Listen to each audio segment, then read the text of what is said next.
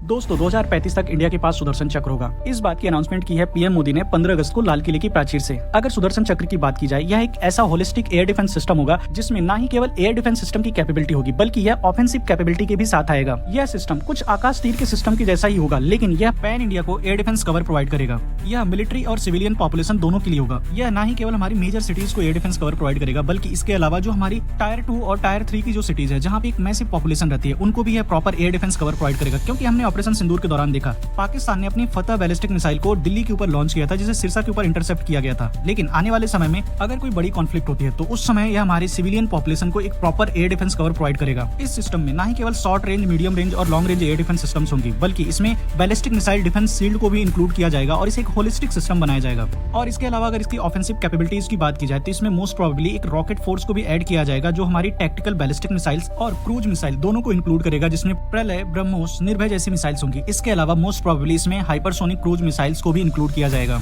इसके अलावा दोस्तों हमारा सुदर्शन चक्र इतना एडवांस होगा कि यह हाइपरसोनिक क्रूज मिसाइल्स तक को भी रोकने की कैपेबिलिटी रखेगा। हालांकि हाइपरसोनिक मिसाइल्स को लेकर अभी कुछ क्लियर नहीं किया गया है, लेकिन आने वाले समय में इसकी डिटेल्स जरूर सामने आएंगी।